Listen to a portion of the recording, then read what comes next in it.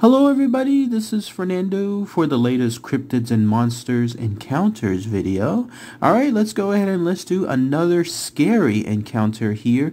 This one yet again involving a Skinwalker. There's still a good number of views that people see on these videos, and so I'm definitely happy to share more of these specific and frightful encounters that people have had. This one is a relatively interesting one because it goes on a day-by-day basis. This didn't occur just over one day, but it was almost escalating over several days, and it was pretty interesting to read it. It's almost like it plays like a movie. But once again, it comes from the reddit.com website. They're from the subreddit called Skinwalkers. They're from a user called OKTackle404, and they titled it as My Encounter with a Skinwalker, and they have it as a question mark at the end. Let's go ahead and let's share this entry here, and then I'll give my own thoughts and opinions on it afterward. And as always, I'd love to hear what your thoughts are too. Still a lot of comments that people leave on the Skinwalker videos. So here's what they state. Hey everyone, just a quick disclaimer, English isn't my first language, so I apologize in advance for any typos or grammar mistakes.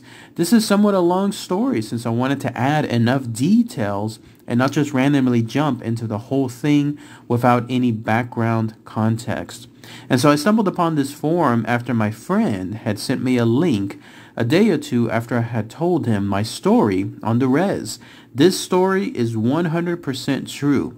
Whether you believe it or not is up to you. I'm just sharing what happened to me. And so this all took place a long time ago when I was around 14. For background info, I am indigenous, Mexican, and Navajo. The culture difference is somewhat large, and I tend to practice my cultural roots with my Nahua side, but I'm also very close to my native family that resides in the States. My family, all four of us, had planned a last-minute trip to Arizona. We had made arrangements to stay with some family that lived on the reservation. Though considering how small the dwellings are on the res, my parents thought it would be a good idea to stay at least a few days since that meant they got to see their family they hadn't seen in years, and my brother and I would be able to see our cousins whom we're very close to in age, especially since it meant less money they had to spend on a motel.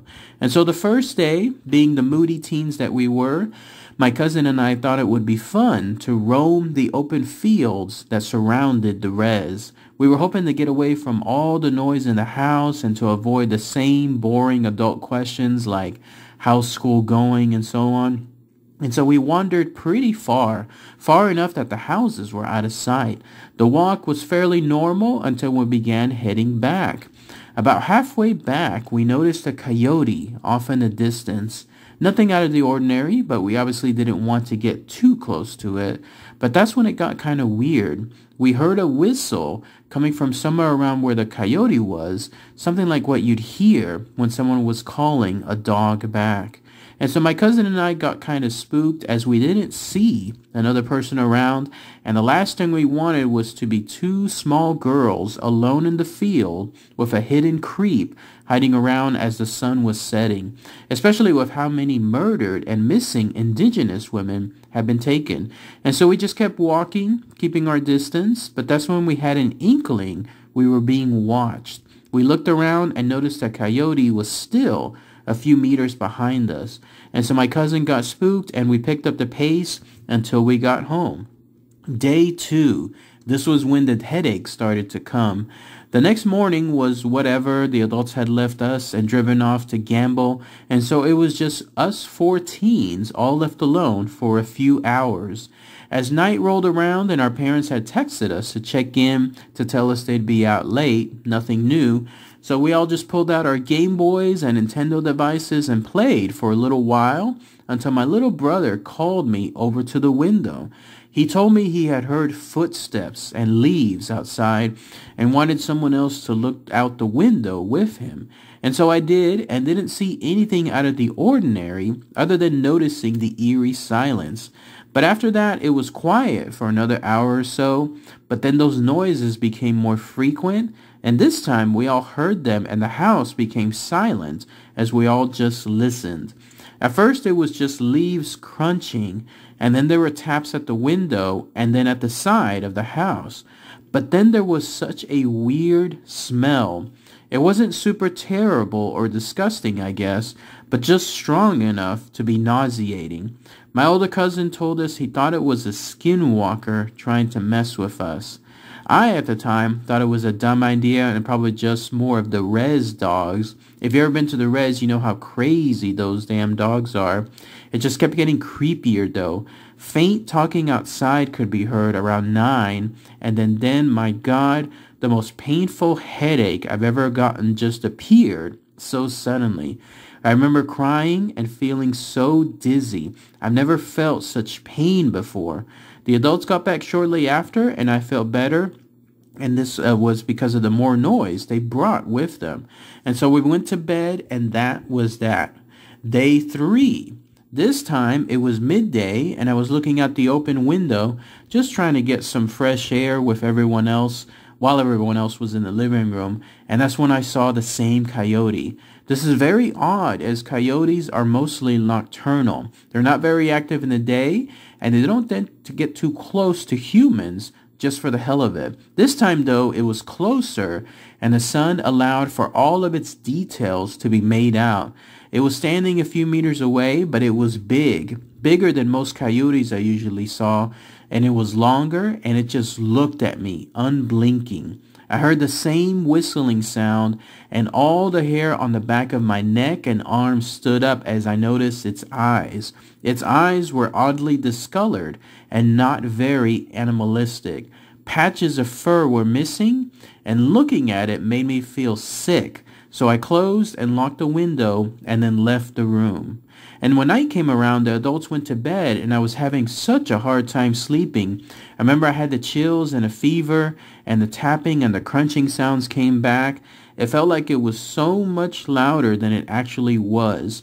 My younger cousin laid in bed with me. She said the noises were keeping her up and that she had a bad feeling. That spooked me even more. And so we fell asleep after a while, and then it was the end of that trip. We left for our hotel for the rest of the week, and everything was fine. Even years later, every time I visit my family on the res, I always find myself on the edge. Though nothing like that has ever happened again, my cousin and I still remember. You can chalk it up to whatever you want. Maybe that was a mangy res dog or a teen's active imagination. Nonetheless, it was scary as hell, especially when you grow up hearing about skinwalkers, naguals, etc. I've thought of every mundane possibility. Us natives don't throw around the word skinwalker at every creepy experience. I promise. I just can't find an explanation for why I felt so bad and icky. Please keep in mind that confiding in another native about this is difficult. It's taboo and not something that we talk about freely. It happened a long time ago. I thought I would share my experience with this sub as I'm native and wanted to somehow show people that in real life, skinwalkers cannot be hunted and trapped, nor are they truly like you hear about in those far-fetched creepypastas that so many non-natives write about. Then that's it. That's everything that this user, OKTackle404, stated in their entry. So let's go ahead and let's talk about that here. For starters, we have yet again another situation involving the res as the location, and this time it looks like it was there in Arizona. No more local information beyond that, but considering again it's Arizona, it's a prime spot for something like this to occur. How about that though, right? When it comes to this user, they were 14 at the time, and this ended up happening over several days. Imagine them, her and her cousin being out there first day one, out there in the middle of nowhere pretty much, and then it's getting dark, and then they see that coyote. Not only that, but the coyote is following them, and it has that whistling sound. I've heard of that whistling sound too before. In fact, I think I might have even heard it before out there in Oklahoma, which is nearby the Windstar Casino. If you go there, there's that, I think it's called the Brown Springs Indian Cemetery, if I'm not mistaken. That's where I was at one time. There's hunters out there as well, I remember hearing whistling in the far off distance. But now that I remember this, like when it comes to this encounter, and then of course with what I heard out there, it is Indian territory out there. So it makes me wonder now if that was something involving hunters whistling for their whatever type of game that they were hunting for, or if that was something else. But I've been in those situations also, just being out there in the middle of nowhere, close to night time, and then going into like an area that just seems so unfamiliar. So I can definitely feel what these people were feeling. And luckily I didn't encounter like a spooky coyote like they stated. But again, definitely the environment was there. But interesting how it followed them all the way to the home, and not only that, but obviously was playing a game of psychological fear, because here you have this sound that it was making, like both tapping on the windows, the crunching of leaves, and then talking. That would have gotten me the most. And I mentioned that in some of the past videos too. Others have stated that, where it's almost like a nondescript talking, like something is talking constantly, but it's mostly to themselves. It's more creepy when you think about it. I'm even getting a chills thinking about that now. It's almost like if you ever read the novelization Constantine, they talk about that several times. It's called hell talk. It's the idea that when you're around demons, at least in that novel, you're gonna hear constant low mumbling, like low talking. And who knows what that talking is, because you can't really understand it. You can, kind of, but it's just enough for you not to be able to make it out 100%. And so that's what I'm imagining here is associated with this person's encounter, and then this weird talking that they heard outside. It's creepy stuff. It gets creepier the more you think about it too. And then finally having whatever it was as far as the coyote making another presence known, this time just staring, unblinking at it. That's a whole other level as well. They're right about it being more nocturnal, and being out in the daytime is so rare. Why would it be out there just randomly staring at the user as the user happened to stares back? Creepy stuff though. But luckily nothing really else happened other than maybe that headache, whatever that was, and then maybe some of the chills and fever they were stating as well. Kind of hard to guess, like to 100% say it was Skinwalker experience and more of just natural illness, but that's up to you to decide. But otherwise, let me know what your comments are on this. Definitely a scary experience that played out over several days, and it sounds like they haven't had another encounter yet going back to that area, but they definitely seem to tip things off whenever they first went on that solo walk out there in the area, and then they happened to run into that quote-unquote coyote. All right, everybody. Thanks again as always. Take care. Bye.